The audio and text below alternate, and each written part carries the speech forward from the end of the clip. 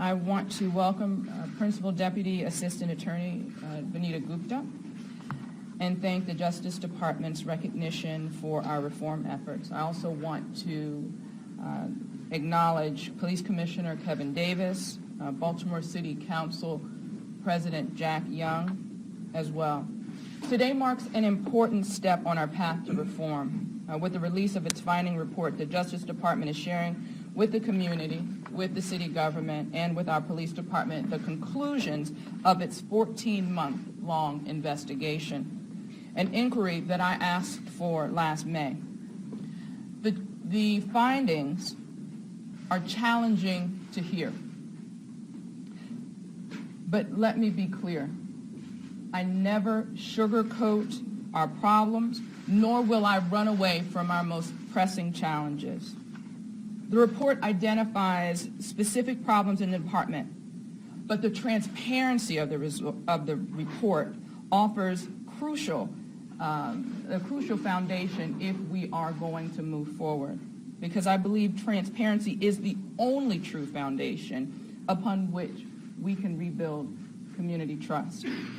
Policing issues have taken on a new urgency in the national discussion in light of the tragic shootings in recent weeks, as well as the developments in our own city.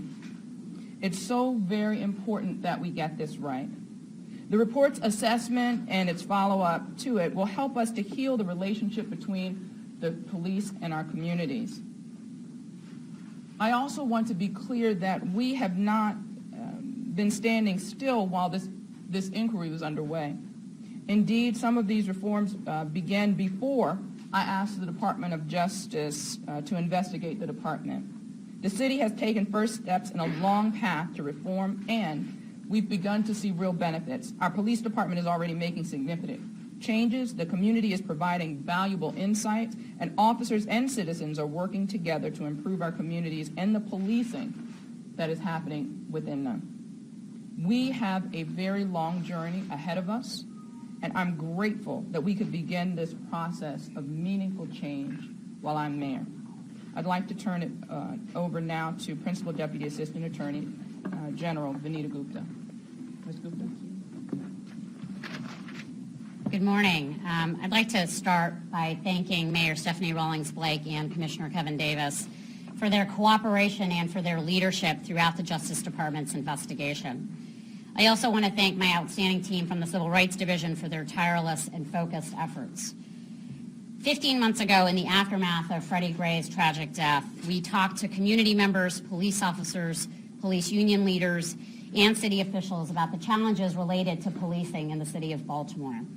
The mayor, members of the city council, members of Congress, and residents asked us to open a pattern or practice investigation into the Baltimore Police Department, which we launched last May of 2015. Since then, we talked to residents in every corner of Baltimore, from Roland Park to Sandtown. We interviewed command staff and rank and file officers. We participated in ride-alongs in each police district. We met with leaders of police unions, religious organizations, advocacy groups, neighborhood associations, and reviewed their reports and publications.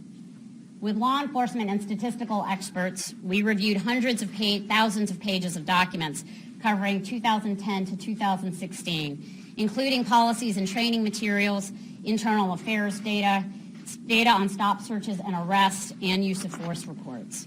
And nearly everyone who spoke to us, from the Baltimore City Fraternal Order of Police, who showed us their 2012 report, Blueprint for Improved Policing, to the residents who shared serious concerns, everyone agreed that the Baltimore Police Department needs sustainable reform.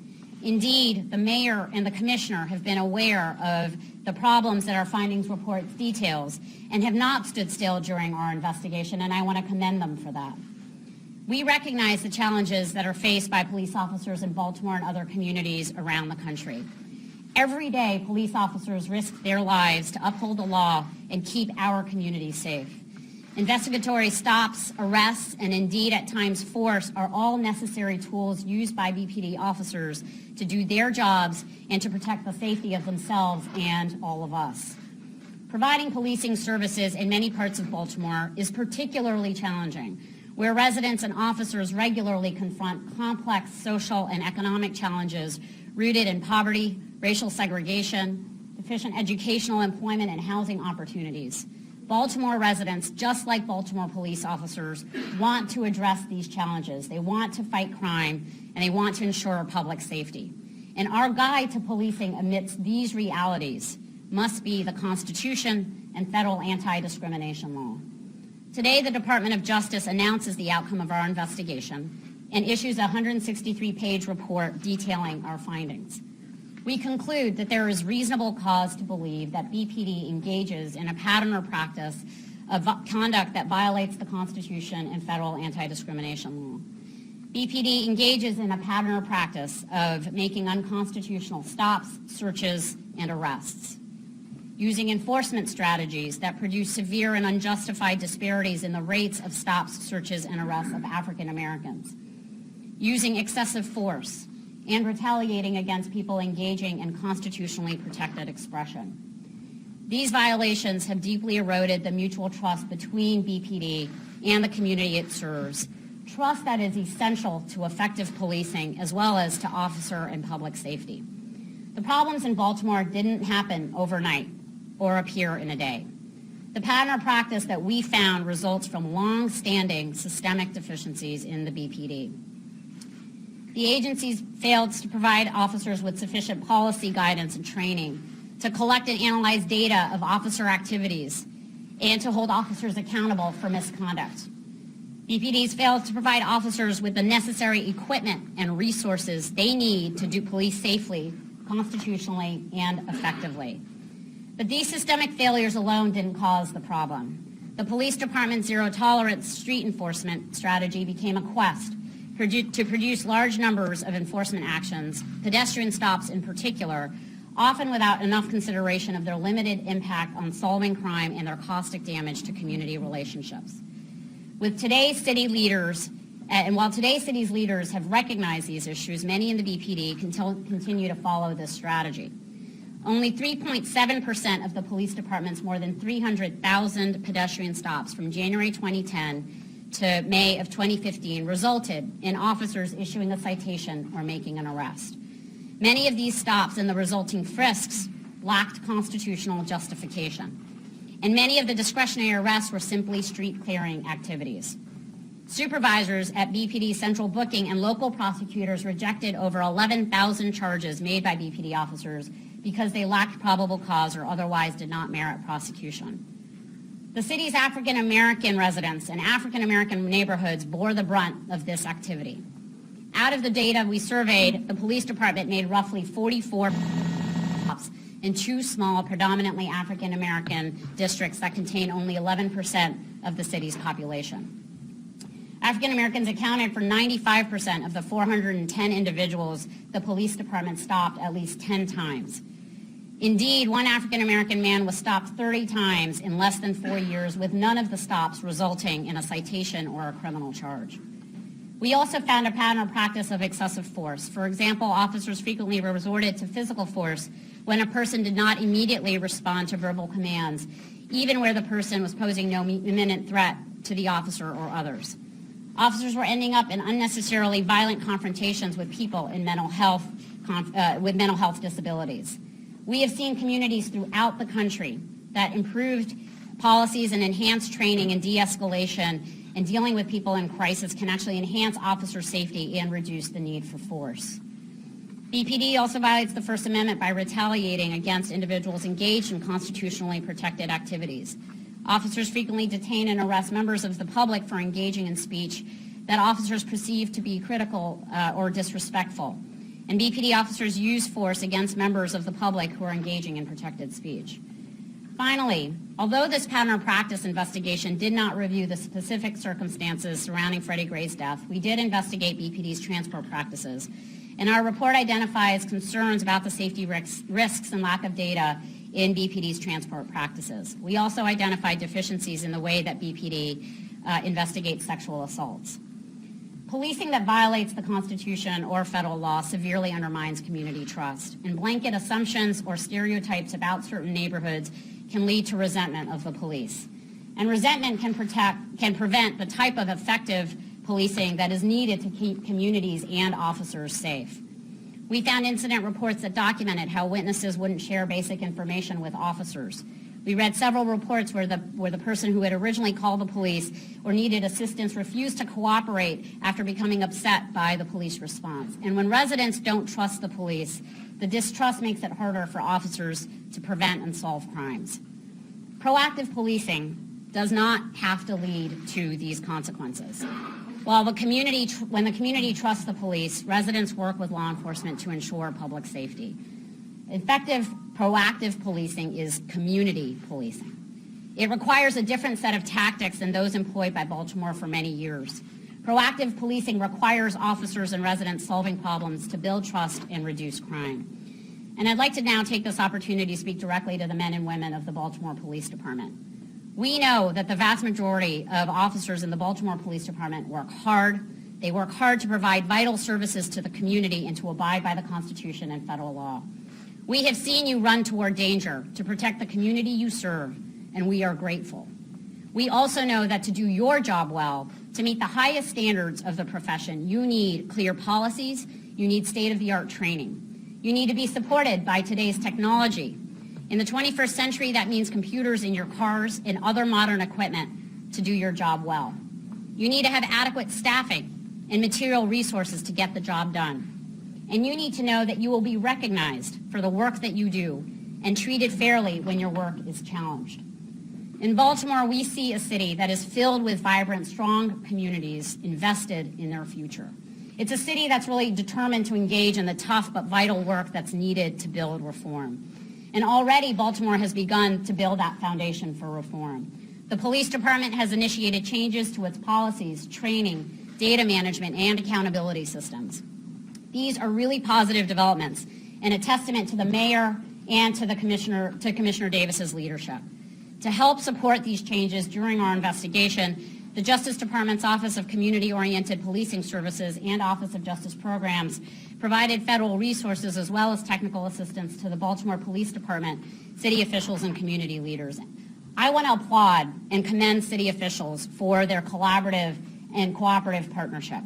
The Justice Department and the city have entered an agreement in principle that identifies the types of reforms that we plan to address as we prepare to negotiate a court-enforceable, independently monitored consent decree. And by entering into this agreement in principle, the city and the police department have shown their commitment to moving forward expeditiously. The agreement in principle is just a framework. In the coming months, we're going to be using this framework to negotiate a comprehensive consent decree with the city.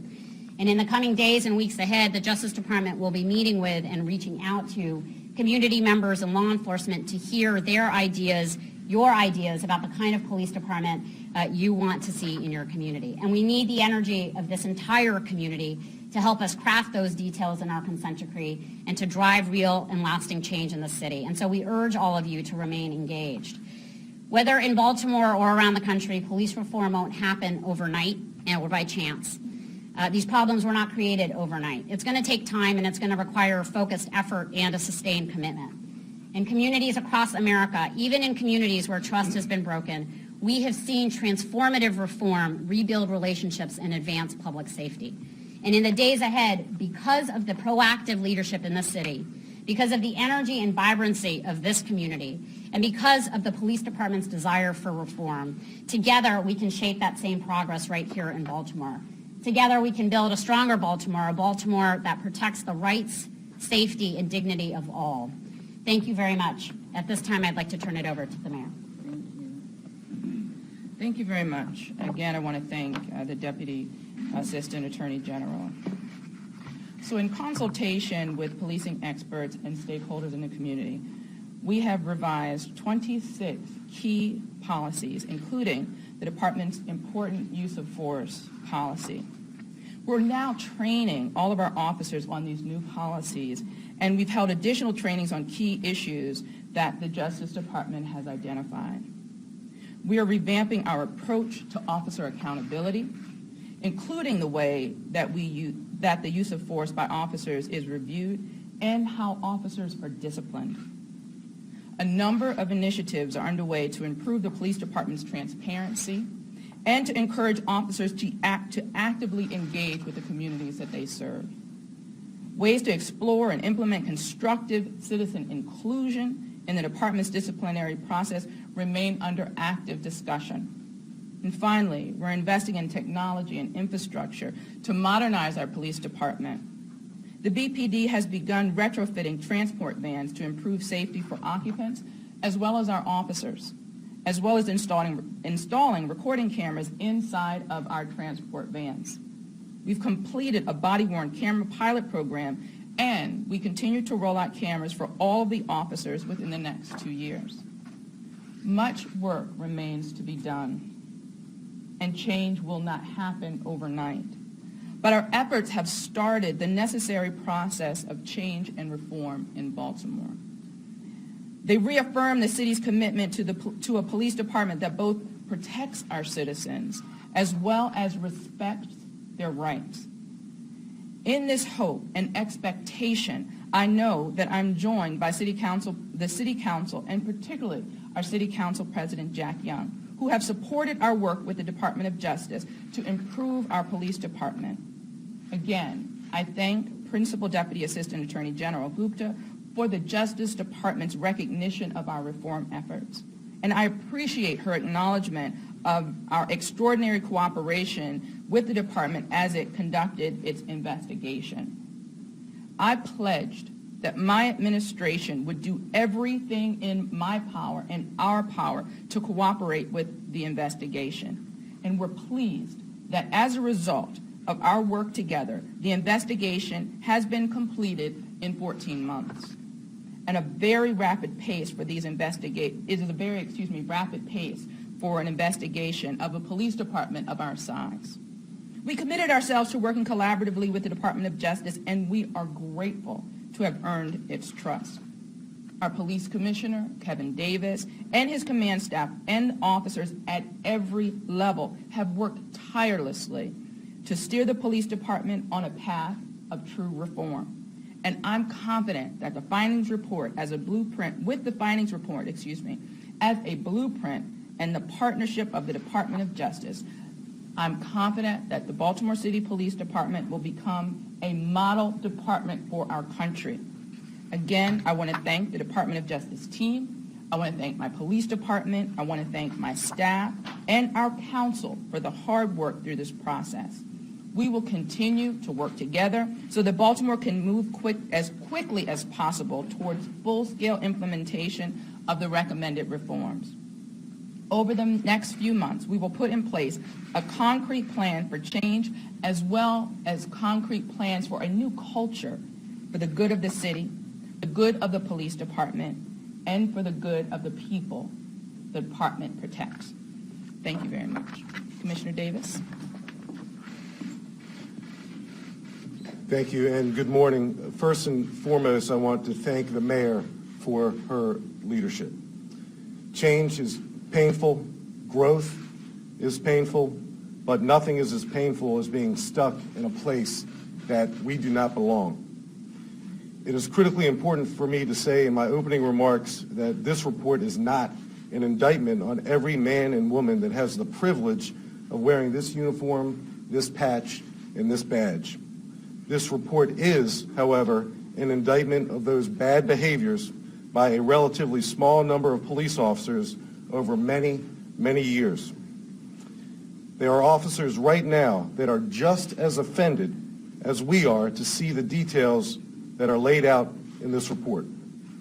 Why? Because they wear this uniform proudly and they serve the citizens of Baltimore honorably each and every day. We know that our citizens are outraged at some of the details included in this report, and they should be. Citizens can't be expected to respect an agency if the trust of that agency is breached. There are several instances in this report in which that fragile trust has been breached. And some of the more egregious acts described in the report, action has been taken, and those police officers have been removed and no longer work for the Baltimore Police Department. Throughout this report, the DOJ commends Mayor Rawlings Blake for her steadfast work towards reform in her police department. Are we there yet? Of course we're not there yet. but some actions have no negotiation attached to them. And that includes racial discrimination, sexual orientation discrimination, or any kind of bias-based policing or criminal misconduct by police officers. To the citizens of Baltimore, our professional men and women will continue to serve you. We will continue to go after those who are choosing to harm our communities with guns, with drugs, with violence, and with other criminal acts. But we will do it in a lawful and respectful way. It's done that way in cities and towns across this country each and every day, and quite frankly, it's done in Baltimore that way each and every day. Those who choose to wear this uniform and choose to blatantly disregard someone's rights absolutely should be uncomfortable, because we are not going to tolerate it. It's your actions that are fostering fear and resentment in our communities and making it extremely difficult and dangerous for the vast majority of honorable men and women who serve in our very noble profession. An obvious question that will inevitably be asked of me and the mayor and many others is, are we surprised by the findings of this report? The answer is quite simple for me. I'm very, very concerned by some of the information contained in this detailed report. I have no tolerance for any person who is privileged enough to wear this uniform if they choose to engage in racist, sexist, discriminatory, or bias-based policing. Without a doubt, we will become a model for the rest of this nation. I firmly believe that. We haven't just sat back waiting for DOJ to tell us about our shortcomings. We've worked to enact significant changes and reforms before we arrived here before you today. With our agreement and principles, we have already worked out with Justice a detailed roadmap for a path ahead. I'm looking forward to our partnership and moving forward with the Department of Justice. And as I said a number of times, this isn't something that we're doing to police officers in Baltimore. It's something we're doing for police officers in Baltimore. Mayor Rawlings Blake has been wholeheartedly supportive of all the changes we have been implementing in the BPD. Without her support, we wouldn't have had the opportunity to change so many policies and enact so many initiatives well before this report was ever published. I can't thank her enough. I had the opportunity to live through a DOJ consent decree in the first police department that I worked for right here in Maryland. That agency served a population with demographics similar to that of the city of Baltimore. What I know is that we came out of that consent decree a better and stronger agency. Two immediate additions that I made to the Baltimore Police Department were bringing in two high-ranking members who have had experience working through DOJ investigations and consent decrees. Deputy Commissioner Jason Johnson, a former commander of internal investigations, and Director Vernon Herron, a former director of public safety, have worked hand in hand with the Department of Justice during investigations and consent decrees, and they will help us get better faster. We also stood up a DOJ compliance team under Chief Ganesha Martin well before the findings. This is something that is historically done after the findings. That's another unique thing with Baltimore and this DOJ investigation that Baltimore should be proud of. This will position us better to move forward and to address the concerns that have been noted. We are serious about making meaningful changes. That can't be lost in the details of this report. We are very, very serious and committed. Change takes time. Change takes commitment. And change takes trust. We will get there. We will get there together. We will be better. We will prove it to the world, to this city, that it can and will be done in Baltimore, and Baltimore will be the model for this nation. It will be hard, but it will happen. This is a moment to get better. It's undoubtedly a tough moment, but a moment we will be able to reflect upon in the future and know that this was a turning point for better policing, not just in Baltimore, but in our United States. I want to close by echoing something that the mayor says routinely. We are going to do whatever it takes to have a police department that our citizens in Baltimore deserve. Thank you. Mayor. Thank you very much. We're going to open it up for a few questions. Mayor, how much do you anticipate this report costing to implement? So I first want to start by saying we're committed to making sure these reforms happen. And while we understand that Baltimore doesn't have a blank check, in order for those reforms to happen, there has to be a commitment to the dollars that it takes to make meaningful reform. We've seen in other cities where that can cost between $5 to $10 million annually. We anticipate that being the range, and I have made the commitment to the Department of Justice, to my team, that will put the city in the position to be able to meet that anticipated expense. Mayor, who is responsible for the police department being in this state? I mean, if someone's talking to the citizens of the city, who should be held responsible for the police department practicing policy, which you both conclude is systemic? They are systemic, and by the nature of your question, a system is not an individual.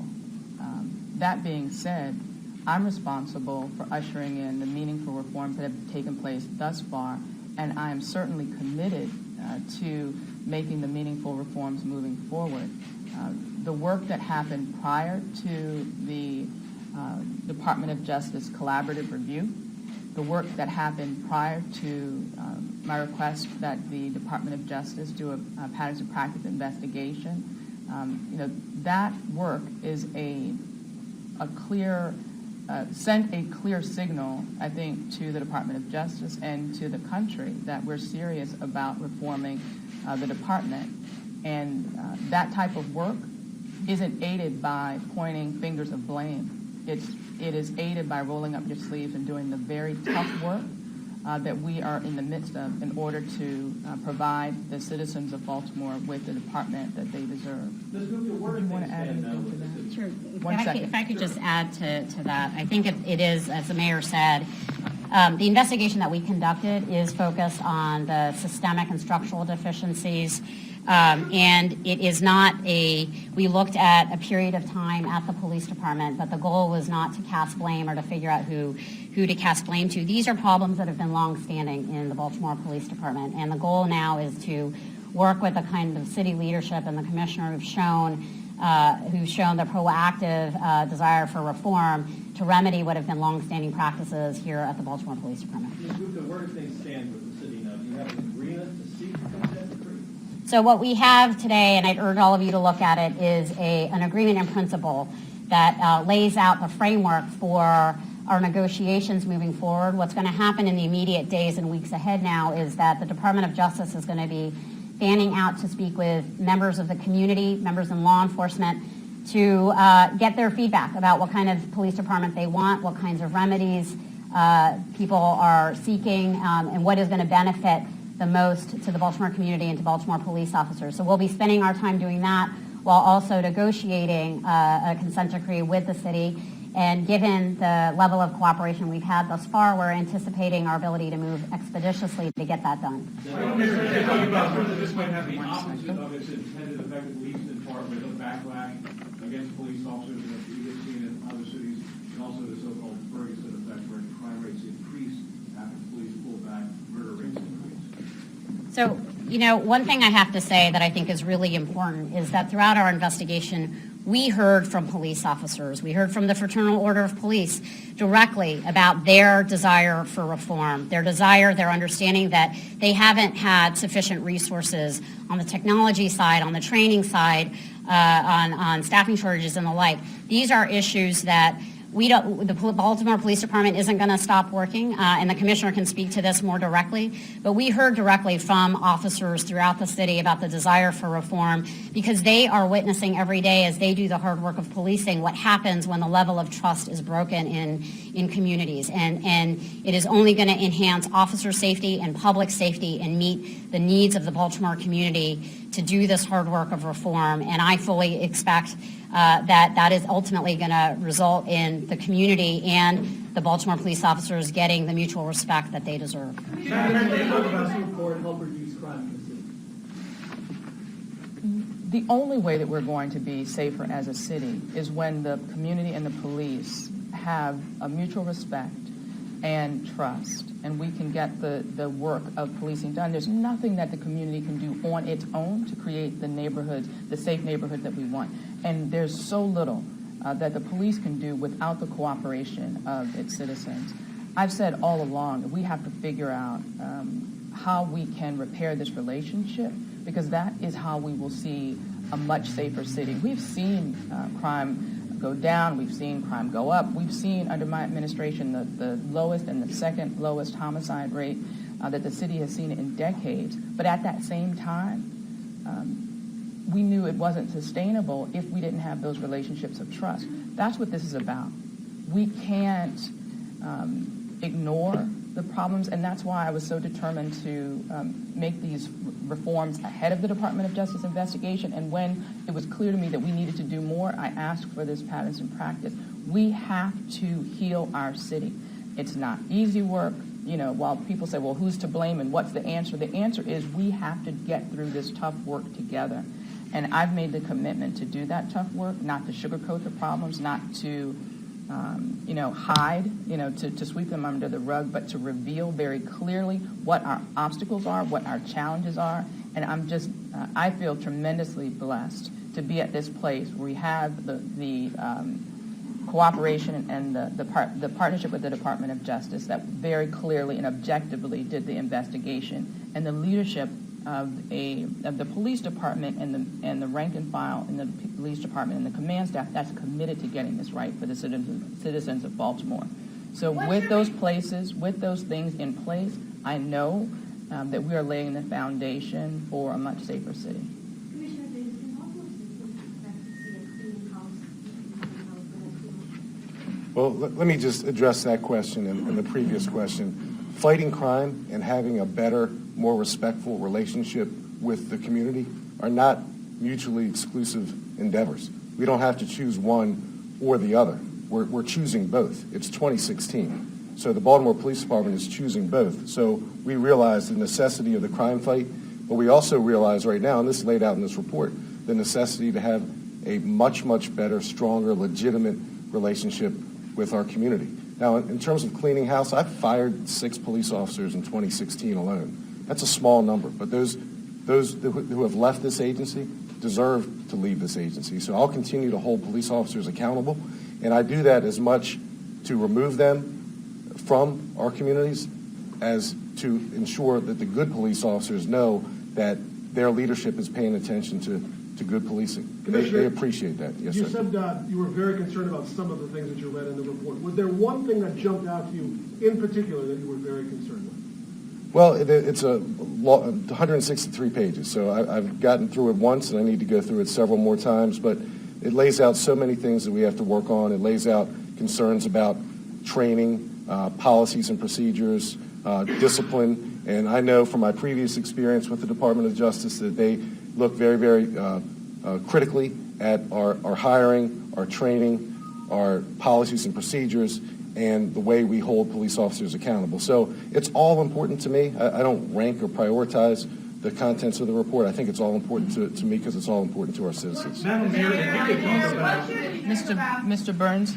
Can you talk about the other part of the system? Because the report talked about a systematic lack of housing, employment, educational opportunities. Can you talk about what you have done or what you are about to do? On those areas? Yes. Listen, none of these things, none of these problems that we have in Baltimore exist in a vacuum. And respectfully of your question, I would like to focus on the Department of Justice report and our principles and the guidelines of us moving forward. But the work that we're doing to revitalize our neighborhoods, that continues. I mean, Baltimore has one of the most highly regarded blight elimination plans in the country right now. We're about to start a new school year with a lot of optimism about the new leadership in the Baltimore City Public Schools that hopefully will redouble its efforts to bring educational excellence to all of the children of our city. We're working every day on ways to find employment and bringing our institutional anchor partners in the city together to the table to find opportunities for those in our city that are hardest to employ. That work continues. That being said, I don't want anyone to be mistaken. I'm not sitting around, and nobody is sitting around till we solve poverty before we make police reforms. No one is sitting around before we solve the issues of discrimination or poor housing or any of the challenges that Baltimore faces along with other cities. We're not going to solve all of these problems before we address the needed reforms. That push, that commitment to have meaningful reforms, to have meaningful court enforceable reforms will continue to happen. What should we think about the results of the Freddie Gray case in light of the reports that the justice system get it wrong? Say that again? What should we think about the results of the Freddie Gray cases in light of this report? Does the justice system? So I think it's a totally separate. I mean, one has nothing to do with the other. I mean, the Department of Justice, and I don't know if Ms. Gupta wants to speak to it, but the Department of Justice did a very objective and thorough report. And while I've said all along that justice is a process, not a verdict, what I want to continue to reiterate to people is that the commitment to having a police department that our citizens deserve, that work will continue, and that has very little to do with the outcome of the cases. So I don't know if you wanted to bring it up. I mean, the only thing to add is that, our report is focused on all the systemic and structural deficiencies, not focused on any particular case. And the goal is that where there is trust, these kind of critical incidents, that triggering incidents that can happen, are ones where there is a bank of trust between the community and the police department and an ability to self-study, to examine and figure out where did things go wrong and what can we fix. And I think that is what I've heard the commissioner talk about, that's what I've heard the mayor talk about, and that's what we're focused on moving forward. You have a question over here? You've looked at a number of these departments across the country now, the Obama administration has, and I'm wondering, do these findings suggest to you that if you looked at any major police department in the country, you might find this kind of bias? We've seen Ferguson, we've seen Cleveland, now Baltimore. What does this report say about the state of policing across America? So, I think there's no doubt that there are a lot of challenges between community and police departments around the country. I think that what we find is when we issue one of these reports, we hear from chiefs and supervisors that are reading and digesting these reports to kind of self-evaluate and understand what they're seeing in their own police departments.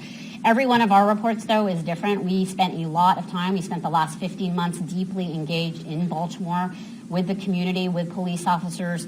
Ferguson dealt with a separate set of issues on fines and fees and the issue of revenue generation on public safety. Here we were looking at a different set of issues. But look, there's no question that these are challenging times in policing and in police community relations, and our hope is with all of the resources that the Justice Department puts out, including through our findings reports and our consent decrees, that these are resources that major city police departments and small and mid-size can actually learn from and do self-evaluation. Worse in Baltimore than anywhere else? I can't say that the problems are worse or better. I think every police department has its own set of challenges and history and demographics and the like, and it's why at the Justice Department we don't have a cookie-cutter investigation or a cookie-cutter set of findings. We spend a lot of time understanding the dynamics in the jurisdiction that we're in with the police officers and the community, and that, I hope, is really reflected in this report as well. Last question, Jeffrey. We spent hundreds of thousands of dollars in Baltimore in the 6-year period on consultants, reports, studies, and advisors, and new commissioners, and did all of this just get overlooked? Oh, absolutely not. I mean, I think what Ms. Gupta is saying is accurate, and what the report says is accurate, which is that the work, the meaningful work to reform the department was ongoing. But it was clear that it was insufficient, and that's why I was very determined to get the Department of Justice in with the patterns and practice investigation so we could get reforms that stick, reforms that the very deserving communities who want better for their neighborhoods, want better for themselves and for their children, so we can get the reforms that they deserve. And that's what this is about. Nothing, And I don't think that any effort to be better should be seen as wasteful if that one effort didn't fix the problem, because this is a very complex set of challenges that we face, and it's not going to be easy to reform the department, and it's not going to be quick. But I'm committed to putting the resources on the table to get this done, and I know that we have a department that is committed to being its best. Yeah. I'll just one quick thing, which is that our investigation considered and reviewed a lot of those reports, probably all of them, and so these are things that have been built in and understood into our investigation as well. But the difference that we have here is that moving forward, when we get to an agreement, it will be an agreement, a court enforceable agreement, which helps sustain the commitment to change, regardless of who's in any of our positions, and will be independently monitored by a monitoring team. And I think that just helps build in and ensure sustainable reform over the long haul. Thank you.